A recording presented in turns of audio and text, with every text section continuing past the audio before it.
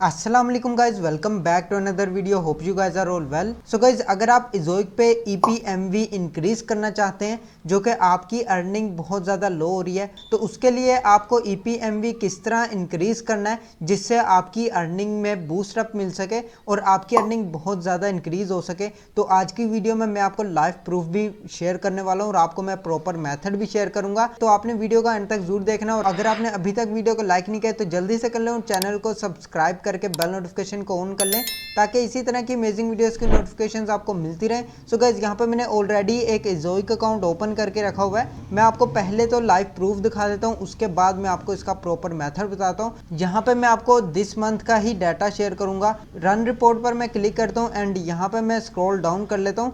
आप यहाँ पे देख सकते हैं इसके अंदर मुझे ईपीएमवी कितना ज़्यादा हाई मिला हुआ है, जो कि यहाँ पे आप लास्ट 2 डेज देख सकते हैं जिसके अंदर मुझे ईपीएमवी कितना मिला है। यहाँ पे आप देख सकते हैं $20.62 का ईपीएमवी मिला है और यहाँ पे $21.66 का ईपीएमवी मिला है, जो कि बहुत ज़्यादा हाई है। एंड यहाँ पे आप अर्निंग दे सकते हैं जिसमें $44.96 अर्निंग हुई थी और इसके बाद यहाँ पे $46.18। तो ईपीएमवी बहुत ज़्यादा हाई कैसे ले जा सकते हैं, यहाँ पे मैं आपको प्रॉपर मेथड बताता हूँ। अभी मैंने आपको यहाँ पे लाइव प्रूफ भी शेयर कर दिया है। तो गाइज, अब आपने इसको किस तरह इंक्रीज करना है, इसके लिए कौन कौन से मेथड्स हैं जो कि आपने इसमें यूज़ करने हैं। अगर आप इज़ोइक अकाउंट को यूज़ करते हैं तो आपने ईपीएमवी को किस तरह हाई करना है। ईपीएमवी बेसिकली सीपीसी की तरह ही होता है, जैसे कि एडसेंस के ऊपर सीपीसी चलता है उसी तरह इज़ोइक के ऊपर ईपीएमवी बोलते हैं। तो ईपीएमवी को हाई करने के लिए आपको कुछ स्टेप्स को फॉलो करना है जिसके बाद आप भी अपनी अर्निंग को बूस्टअप कर सकते हैं। फर्स्ट ऑफ ऑल आपने क्या करना है, आपकी साइट पर जितनी भी ट्रैफिक आ रही है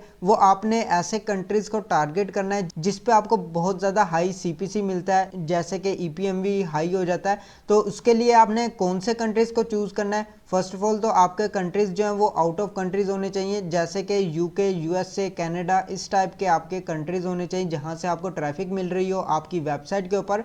अगर आप पाकिस्तानी ट्रैफिक के ऊपर वर्क कर रहे हैं या फिर इंडियन ट्रैफिक, तो उसमें आपको ईपीएमवी बहुत ज़्यादा लो मिलता है और इज़ोइक के ऊपर अर्निंग भी बहुत ज़्यादा कम होती है। तो आपने क्या करना है कि सबसे पहले अपनी ट्रैफिक पे फोकस करना है। आपकी प्रीमियम ट्रैफिक आ रही होनी चाहिए। देन आपने ट्राई करनी है कि आपकी साइट के ऊपर जितने भी विजिटर्स हैं या यूजर्स हैं वो आपकी वेबसाइट पे ज़्यादा से ज़्यादा इंगेज हो, आपकी वेबसाइट के ऊपर ज़्यादा देर तक स्टे करें और आपके आर्टिकल्स को रीड करें प्रॉपरली। जैसे कि मैं यहाँ पे आपको दिखा देता हूँ जो कि लास्ट 2 डेज के अंदर जो अर्निंग हुई है और ईपीएमवी जो हाई मिला है उसमें विजिटर्स ने कितनी देर तक स्टे किया है हर आर्टिकल के ऊपर। तो यहाँ पे आप गाइस देख सकते हैं इसमें एवरेज इंगेज्ड टाइम है, यहाँ पे आपको मिल जाएगा। यहाँ पे तकरीबन 40 सेकंड्स 41 सेकंड्स तक यहाँ पे यूजर्स ने स्टे किया है, जो कि मिनिमम 30 सेकंड्स भी एवरेज होता है, जो कि यहाँ पे ये 30 सेकंड से ज़्यादा अबव है। तो आपको ट्राई करनी है कि आपकी वेबसाइट के ऊपर जितने भी यूजर्स आ रहे हैं वो आपकी साइट के ऊपर स्टे करें। अगर आपको डाउनलोड लिंक्स वगैरह दे रहे हैं या कोई बटन वगैरह ऐड किया हुआ है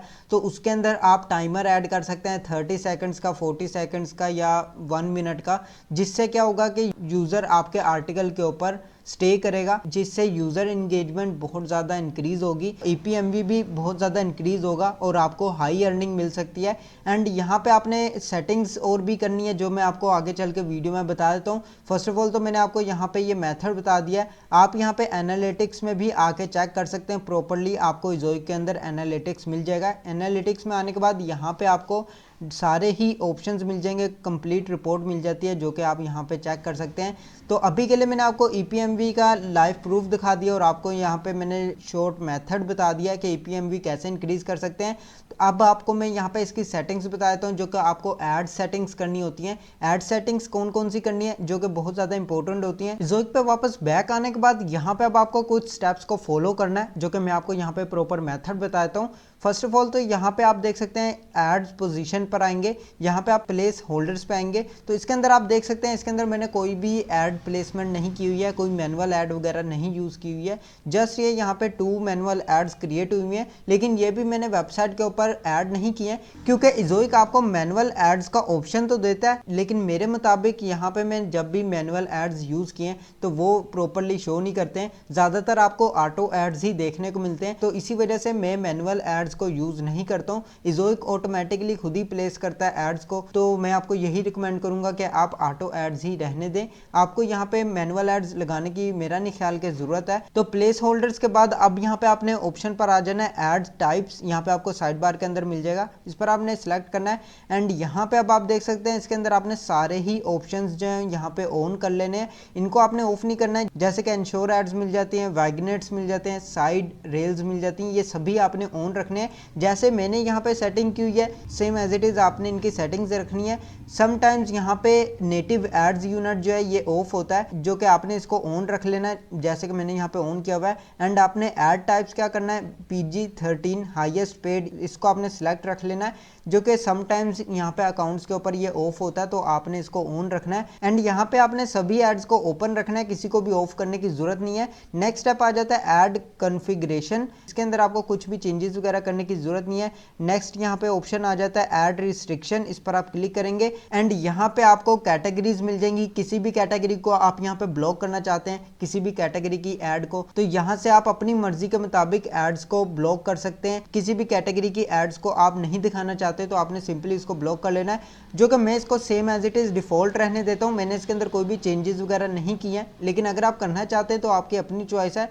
एंड यहाँ पे आपने वापस बैक जाना है। अब यहाँ पे आपको कुछ भी ऐड करने की जरूरत नहीं है। नेक्स्ट स्टेप आ जाता है कंटेंट वॉयलेशन। अगर आपके किसी भी कंटेंट के अंदर कोई वॉयलेशन आ जाती है, आप कोई गलती कर देते हैं या कोई अडल्ट वर्ड्स वगैरह का यूज कर लेते हैं, तो इसके अंदर यहाँ पे शो होता है। यहाँ पे आप चेक कर सकते हैं कंटेंट वॉयलेशन। अगर आपको कोई भी वॉयलेशन वगैरह आती है तो आप उसको फौरन से डिलीट कर सकते हैं, उस कंटेंट को अपनी वेबसाइट से हटा सकते हैं। तो यहाँ से आपने इसको चेक कर लेना है। एंड यहाँ पे आपको ऑप्टिमाइजेशन गोल्स का ऑप्शन मिल जाता है, इस पर आपने क्लिक कर लेना है। ये मेन स्टेप है जिसको आपने फॉलो करना है। यहाँ पे आपको ऑप्टिमाइजेशन गोल्स मिल जाता है, जिसके अंदर बैलेंस आ जाता है, रेवेन्यू फोकस आ जाता है, यूजर एक्सपीरियंस फोकस आ जाता है। तो इसके अंदर बहुत सारे लोग क्या करते हैं, यहाँ पे रेवेन्यू फोकस पर सिलेक्ट कर लेते हैं, जिससे आपको लगता है कि आपका रेवेन्यू बहुत ज्यादा इंक्रीज होगा, लेकिन मेरे मुताबिक ये इतना वर्क नहीं करता है जितना बैलेंस के अंदर आप रख के इस पे वर्क कर सकते हैं। मैंने यहाँ पे अभी तक जितना एक्सपीरियंस लिया है रेवेन्यू फोकस के ऊपर, तो इसके अंदर आपकी अर्निंग इंक्रीज होने के बजाय डिक्रीज हो जाती है, जो कि मेरे यहाँ पे डिक्रीज ही हुई है, इंक्रीज नहीं हुई है अगर मैंने यहाँ पे रेवेन्यू फोकस भी सिलेक्ट किया तो इसलिए मैं यहाँ पे बैलेंस ही रखता हूँ। तो आपने भी यहाँ पे बैलेंस ही सिलेक्ट करना है। एंड यहाँ पे नेक्स्ट स्टेप आ जाता है स्प्लिट टेस्टिंग। तो आपने ऐसा नहीं करना है कि यहाँ पे आप डेस्कटॉप और टैबलेट और मोबाइल के अंदर आप 50-50% कर दें, ताकि यहाँ पे टैबलेट के अंदर 50% एड्स दिखा रहा है तो डेस्कटॉप के अंदर 100%। आपने इस तरह इसके अंदर चेंजेस नहीं करनी है, सेम एज इट इज आपने सभी को 100% रखना है, क्योंकि अगर आप इसके अंदर चेंजेस करते हैं तो उससे आपके रेवेन्यू के ऊपर इफेक्ट पड़ता है, आपका रेवेन्यू डिक्रीज हो सकता है। तो आपने इन सभी को यहाँ पे फुली 100% रखना है। एंड आपने बस यही सेटिंग करनी है और इसके अलावा कोई भी सेटिंग्स वगैरह करने की जरूरत नहीं होती है।